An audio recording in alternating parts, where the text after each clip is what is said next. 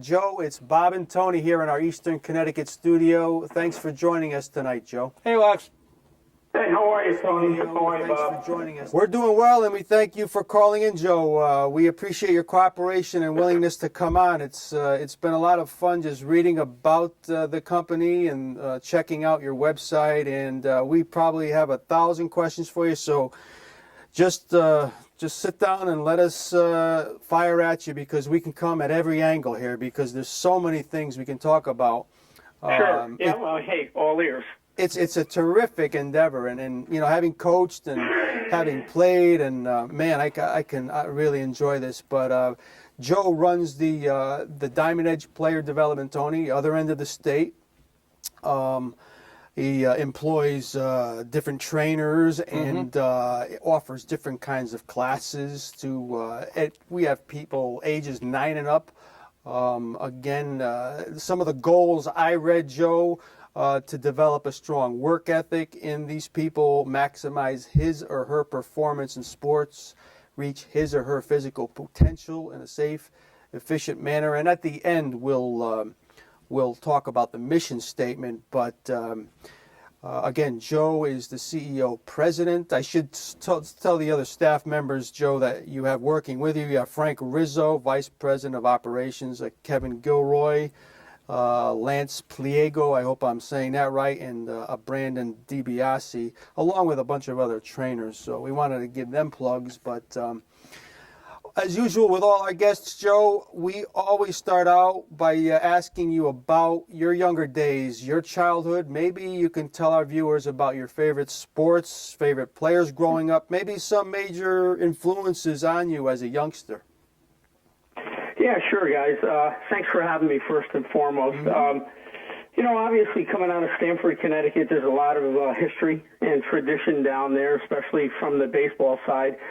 So I guess I'm probably one in, a couple thousand guys down there that always looked up to Bobby Valentine, and Bobby was kind of a local hero who kept his roots in Stamford, worked with us.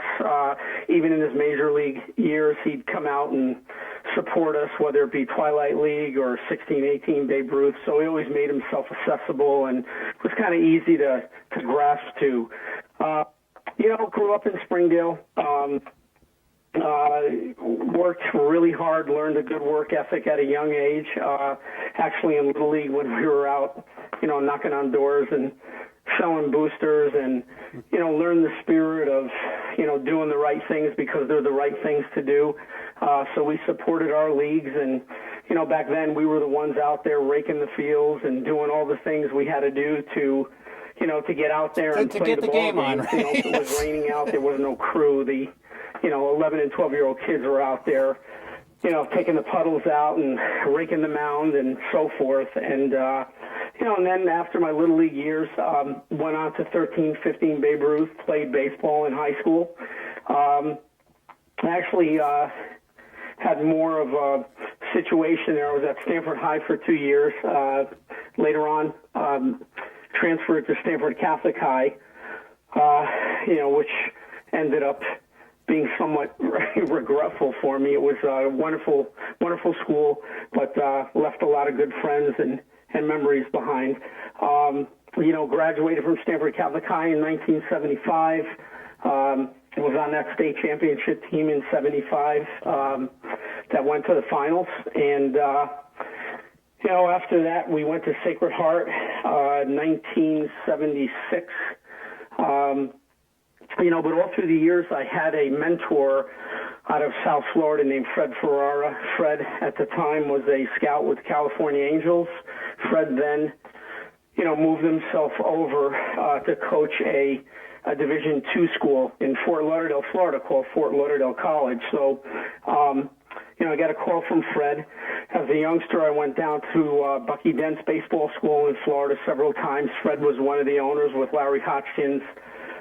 Fred, took a liking to me. We became very close through my high school years. And I have to say, he was probably my greatest mentor when it comes to the baseball side. Now, when you live in Stamford and obviously the East Coast, you play other sports throughout your middle school and high school. So, I did play a little basketball, a little football, but that was not my mainstay. I gravitated to baseball mainly because of my size. At 5 foot, barely 5'9". There wasn't too much else, that I could play after high school. But went down to Fort Lauderdale College. Played for 2 years down there. Learned a lot about baseball in South Florida. And, continued to work because the players out there were a little more groomed than we were from the Northeast. I think we had approximately maybe 30% of our player personnel came from the Northeast, and that was typically New Jersey, Connecticut, Long Island. And, we realized that they were growing up with better fundamentals. And it wasn't so much that they were more gifted athletically. They had more tools.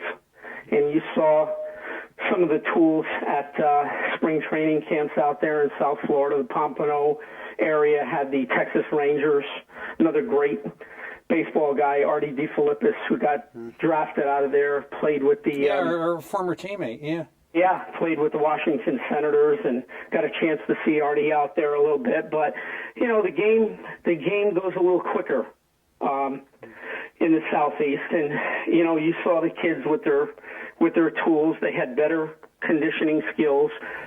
We, typically up here went out and, got on the field, maybe ran some sprints.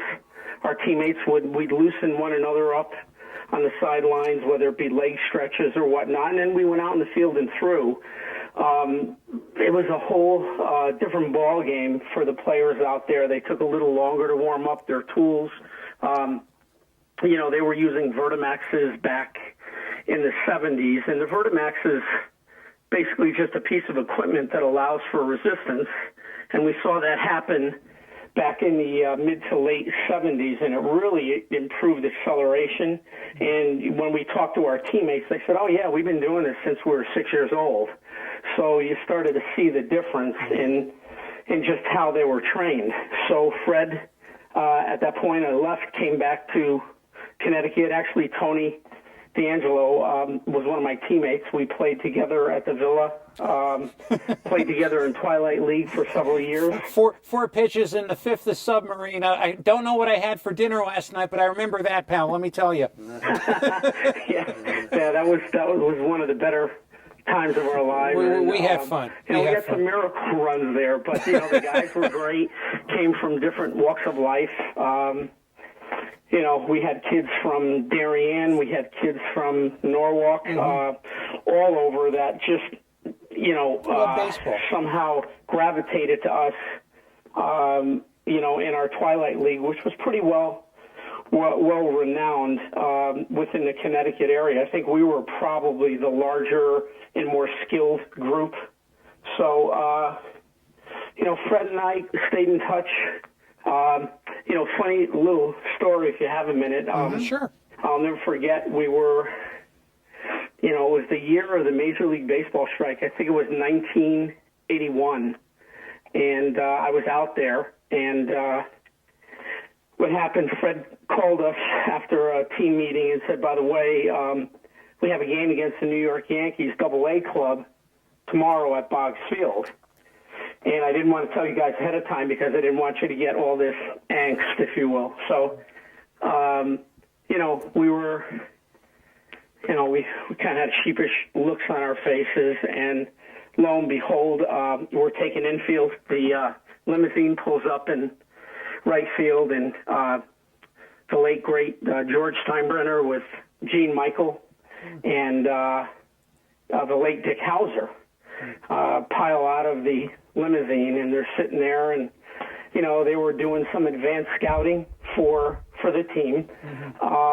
They actually at the time were headquartered in Fort Lauderdale, Florida, before they moved to Tampa. So lo and behold, we look on the sideline, and there's this young kid warming up. He was a lefty, probably about 6'4", 6'5", maybe a little taller, and he just looked like he was throwing in the mid-90s. And we said, wow, we haven't seen that before. Now, we had, University of Miami, and back then University of Miami was probably one of the bigger, college baseball teams in the country. They still remain in the top 20, but back then they were 1 and 2 every year.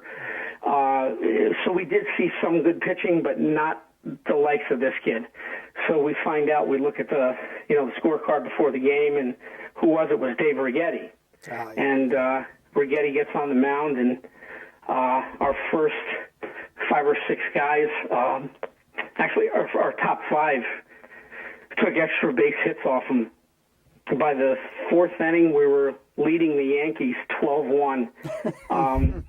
I'll never forget, Gene Michael was walking around the backstop, and he approached our bench, and he said, hey, guys, who's the manager here? And, we pointed to Fred, because Fred was, obviously, we were up at the plate, and Fred was coaching third base. And he said, okay, I'll wait around. Well, between innings, I guess Gene Michael was told by George Steinbrenner to deliver a message that if Fred was not a Yankee by 4:30 this afternoon, Gene Michael wouldn't have a job. Yeah. And Fred, lo and behold, became very dear friends with George Steinbrenner. By that time, he was with the Yankees for 7 years as their head international scout, very close with Omar Minaya, who was the GM with the New York Mets, and, they had a great relationship. Probably 2 of the better international scouts back in the early 80s. So now Fred becomes the vice president of operations years later with Florida Marlins. And I get a call from him. I hadn't spoken to him in years. And I get a call, and he said, Joe, we need a guy up in that area that will cross-check for the Cape Cod League. Mm-hmm. I said, nah, it's not going to work, Coach, because, currently I'm employed. I'm working for a company that has, we had regional representatives who were working with Catholic schools providing financial plans for students to pay tuition, and I had been with the company some 11 years at the time, so I was in the midst of my career. I couldn't make the jump, and he said, well, how about if you just go down in the summer, take a couple months with your family, we'll put you up in Hyannis and get an opportunity to see some baseball down there. So, I did it for a little over 7 years, helped them prepare each year for the June draft. We've stayed extremely close. Fred today is 74, and last year at the winter meetings was just given the Scout of the Year award at 74. Dan Duquette took him to the Baltimore Orioles. So he's now with the Baltimore Orioles, and, we stayed together. We have a little business out there called Extreme Line Baseball School, and at our facility out there, which is in Tequesta, we've had, Vertimaxes and other pieces of equipment that we work with our kids that come in from the Dominican. So that, it's a long way around the question, but that's how we started taking the, philosophy, let's bring this up north. Let's get our players used to periodization, which is, in every sense of the word, where you respect the time periods throughout the course of the year. You have a preseason, you have an in-season, and you have an off-season. So our goal is to train differently each, step of the way. Typically during off-season, we're strengthening. We want our players to develop that size and that strength. When we get them more closer toward preseason, we segue into speed and agility. And then usually when their season starts, and for baseball, I'm just using that as an example, we do basketball and football and lacrosse, ice hockey, you name it. But typically right around that pre or in season, we want our players to be at the apex of their physical ability. That's when they're at their height. Mm-hmm. So then the season starts, and they maintain with us 1 day a week just to keep that strength and so forth. So, we've been very blessed. This is our second year. We had over 150 new registrants. Our our first year. Now we're going into our second year. And we're looking forward to another great year, and possibly some expansion opportunities are out there. It's great stuff, and it's like Joe had my questions in front of him because he just answered the first 7. So we can get right back into some of the things he does, Tony. But please, I know Tony's enjoying this walk down Stanford I'm enjoying memory this lane. immensely. But yeah, go ahead, Tony. Joe, first of all, good evening. And listen, I'm so happy for you. I wanted, and this has really kind of been on my heart and mind, I study this wonderful work that you're doing. And I study the scientific applications and all the things, of course, you and I didn't know about when we were, practicing pickoff throws in the back of Rippewam High School. And I think about, when we finish up games and it was either, the Dairy Queen or the Villa playing shuffleboard, and you and me and the Fitzes and, Hooley and, and Billy and Fred, and we just laugh and, have all kinds of fun. And that's really my question. Do these kids have fun like we did? Tony, that's a great question. I don't want to stereotype, but I think you really are spot on with that. I think there's so much pressure today. I see the younger kids today. You have to remember when we grew up, Tony, we had Little League, which was typically a 18, maybe 20 game season. After Little League, you had All-Stars. We didn't have many teams from Stanford go on and play in, the World Series. So after that, you were almost ready to segue into football. Football, right? And, we had fun. We transitioned from sport to sport, and as Tony mentioned, it was through no pressure of our folks. There wasn't that peer pressure today. And we didn't have bats. I mean, we'd show up in the dugout, and the team had, 3 or 4 bats, whether it be a 31, 32, 33 ounce, and that was your selection. Today, the parents are buying $400 bats for the kids. They typically have 2 to 3 bats in their bag, and that's just to start off with, because then you go to the gloves. And, in our location, because we have the batting facilities, the parents start out at an early year spending an incredible amount of money to make their players, their student athletes better, and to give them what they feel is the edge. But are they having more fun? I don't think so. I think there's more pressure on them today to get scholarships to college.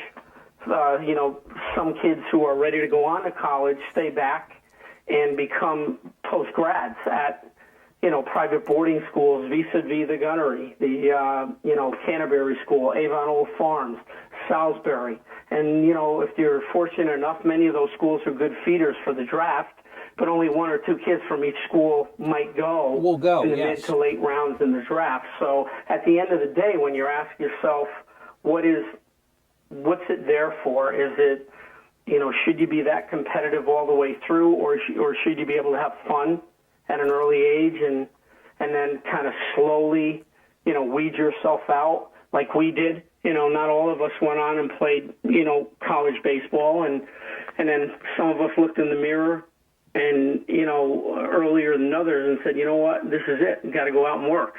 Mm-hmm. They don't have that. They're pressed every step of the way with tutors and hitting coaches, and it's different. Yeah, and kind of segues, and Tony, you and I have talked about this forever over the years about how, Joe, it was pretty much the 3 sports for us.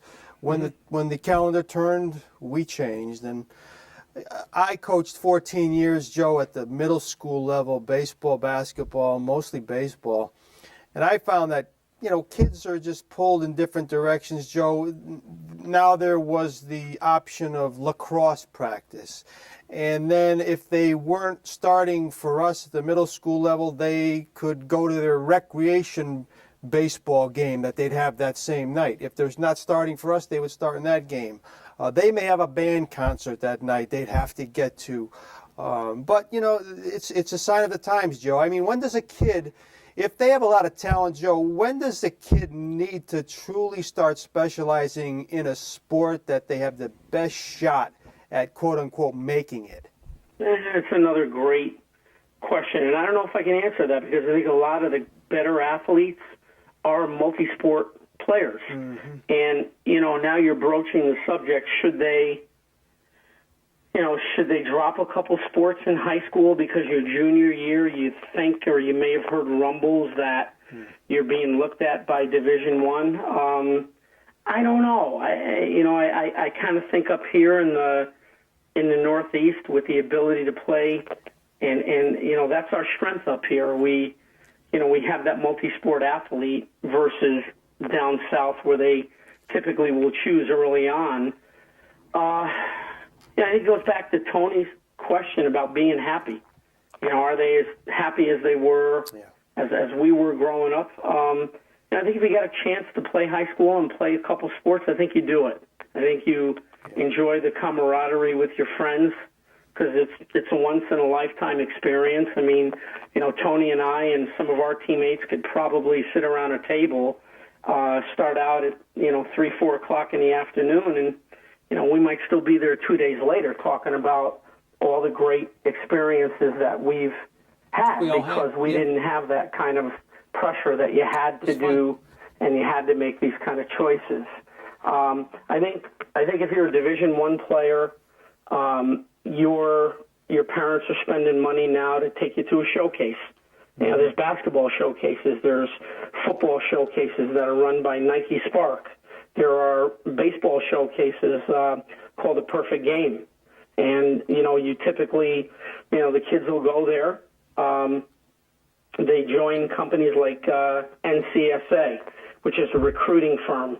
And what it is, for lack of a better term, it's an athletic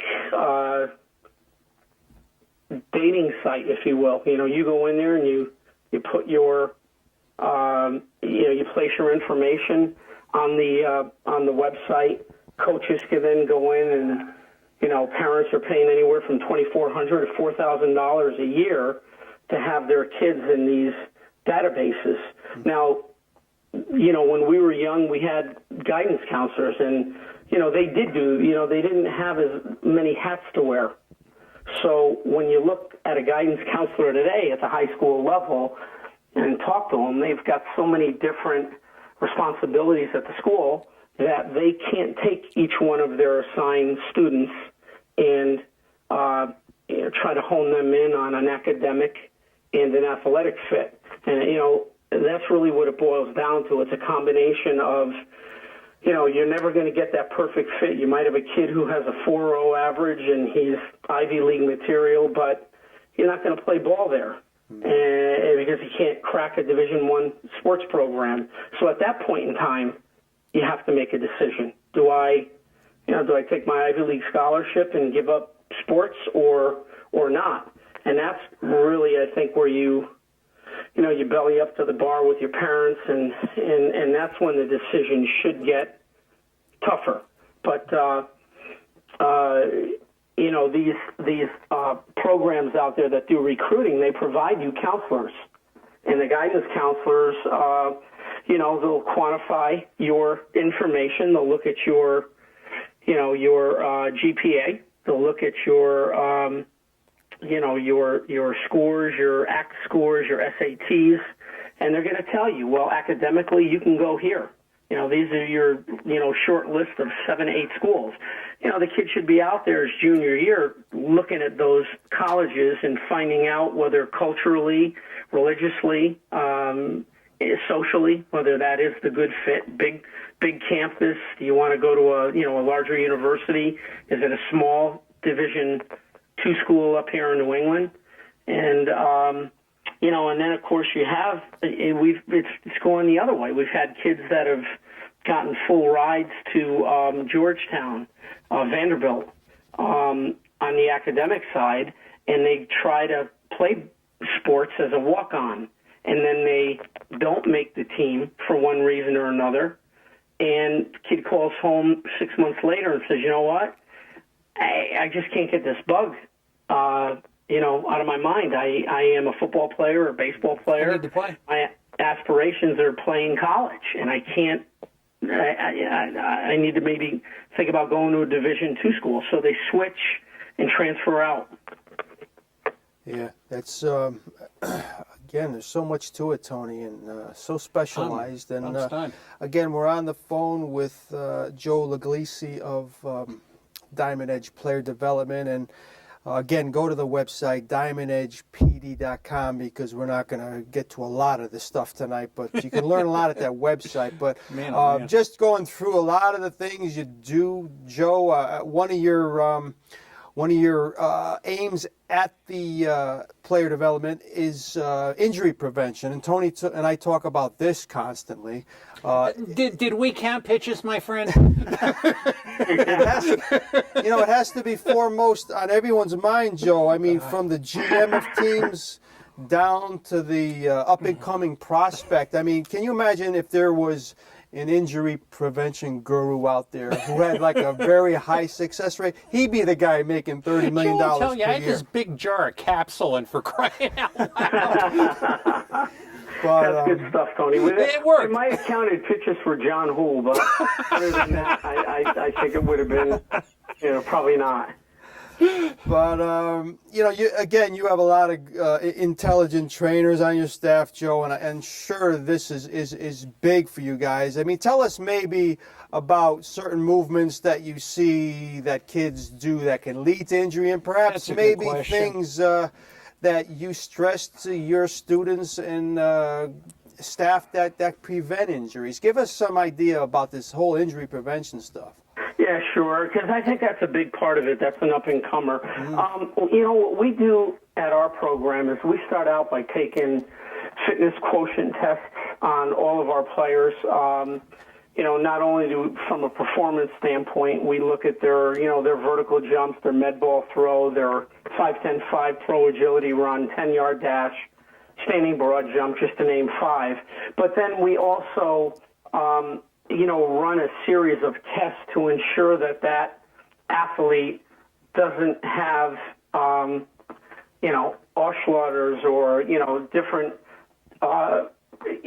possible problems that could come up and bite him in his training, so that we can maybe forewarn the parents, maybe you want to go see a chiropractor. We were working with so-and-so, and as we were doing dry squats, we noticed his knees were, inverted, and he was really struggling without any weight to maintain proper form. We might have another kid out there who's, during what we typically do is we run warm-ups, dynamic warm-ups for the first 8 minutes of our program before we even get into training. And during that time, the first question we ask is everybody here okay? Because we have kids that come in as a group, as a team, as individuals, even semi-private. An AAU team might bring 4 kids in because the other parents, the other kids are maybe doing other things. So our trainers will keep on the look for, players that have some type of, handicap going through some of the motions. That's why we use the Vertimax, because the Vertimax puts more of a resistance on a player versus the traditional go in the weight room, try to bench 375 pounds so that, later on at the bar we can have bragging rights. And we've come a long way. I mean, our group, if we did anything, when we grew up, we weight trained. Our Diamond Edge group and others out there who do a fine job, not just Diamond Edge. There's 3 or 4, Parisi Speed School has been there for years, and a couple other great programs out there that are able to identify weaknesses, spot them. We've had several parents come back and say, it's a good thing you guys brought us. We went to our orthopedic the other day, and the orthopedic did say that, our kid was having growth problems, whether it be in their ankles, their, whatever. And if we didn't catch it early on, and give them the proper rest, it could have caused a major injury. And when you're playing during the season, you should, I think the myth is while you're playing, just play and pick up your training during the off season. That's the furthest thing from the truth, because today, during the season, you should come to a location at least one day a week to get stretched out to make sure, that's one of the goals, to keep you participating in sports and to keep you on the field. And unless you're, there and paying attention to your, to your weaknesses, you're going to have a very short-lived career. Yep. And I should tell our viewers, Tony, at Diamond Edge, it splits classes into groups, semi-private, private categories, so you can kind of contour what your goals are. We have a few minutes left with Joe. Tony, question? And, Joe, as far as you mentioned Stanford and everybody, you thought of Bobby Valentine. If you're a little bit older, you might have thought about, Mike Sandlock from Greenwich or something like that. And we all kind of thought, this could be us. And then some of us were better than others. I mean, you and I, we played against Tim Tuffle, who, except maybe for like you or Billy Foglio, who at that time I put in the same class, I kind of realized at that time, well, that kid's going to be a professional ball player, and I'm going to be sitting behind a desk somewhere. And there's a lot of kids whom we know, don't have to mention the names. Maybe they got to A-ball or rookie league, and after that, we don't know what happened to them. Said all that to say this. Do you have a lot of these conversations with parents where it's kind of like, yeah, Mrs. or Mrs. Smith, I know you think Charlie's going to be this great player, but let me tell you, you need to temper your expectations? Yeah, more than I would like, Tony. Yeah, I mean, every so often you have to have that meeting to be realistic, especially, if the parent is, is paying you for services, and, right. I think you owe it to them to shoot them straight and, make them aware this is, where your kid fits.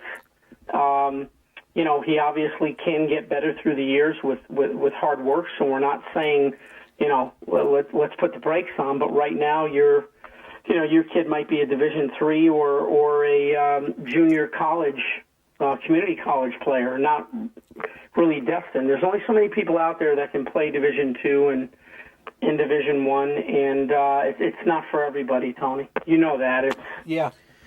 Too well.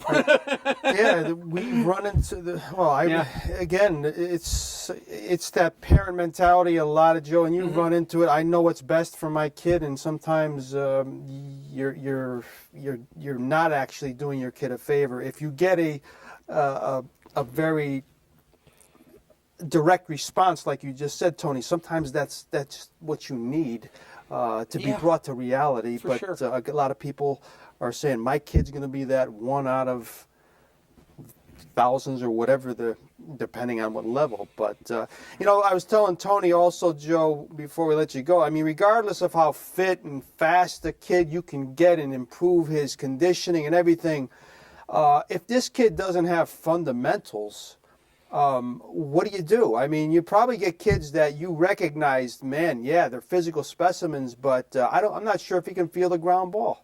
Yeah, that's another one. You get kids that find out, too late. They find out in their early high school years that they're athletically gifted, but they just didn't take the time to learn or try other sports, and then they come in and say, look, I went as far as I could go in football. I'd like to try baseball.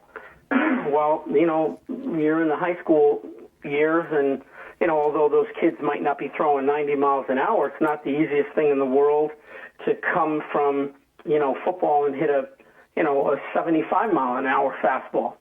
And, I coached at this year. I was asked to work with a Christian school in New Milford called Faith Preparatory School. Mm-hmm. And it was a wonderful, eye-opening experience for me. We had, a good group of kids. We were basically freshmen and sophomores, and we were 7th and 8th graders, and we were playing freshman and JV squads. So as you can imagine, we took our lumps but there were a lot of those kids out there that would say, "Hey, coach, I never played before." And, it was kind of fun for me because, that's what you're there for. You're there to give the kid a good experience, and, you take them out there and you're doing soft toss with them and you're hitting them ground balls and teaching them how to break down properly and so forth. And, you could see that if this kid would have started a little earlier, he probably had it. Baseball is the one sport that is very difficult to pick up your junior or senior year in high school, and then you don't hear many of those stories as you do with, somebody who comes over from, a third world country who hasn't, maybe played basketball. They're 7'1", and all of a sudden they're at at one of these private schools, and their name's out there, and they're called the 10th name in the draft for the upcoming season because the ceiling for that kid is high. You can't teach certain things like jumping and height. With baseball, it's much more mechanical. You have to have the movements. You've got to know how to go the other way with the baseball. You've got to, positionally, it's a thinking man or thinking girls game. Now look at girls softball today. It's huge. And we do our girls softball teams, and I got to tell you, they're some of the hardest workers that we have coming through Diamond Edge is the high school girls softball teams. They get their work done. Well, it's very competitive, and it's on the rise and just getting stronger. Again, the website is diamondedgepd.com. Let me read the mission statement before we go, Tony. It says, Diamond Edge is committed to being the best athletic training facility in the Northeast by providing 1, state-of-the-art equipment, 2, cutting-edge programming, 3, first-rate instruction, finally, courteous and professional staff. Joe, we could talk a lot more. Maybe when Tony and I are down that part of the state, maybe we can get together one of these days. That would be great. We can continue the conversation for another few hours. But it's been a pleasure having you on. Continue doing the great work that you're doing. I'll be in touch as obvious Tony will, and keep us posted on what's happening down there. Take care, will pal. do, guys. Thanks for having me on. Appreciate it. It was an honor. Thank you, Joe. Okay, Good take night. care.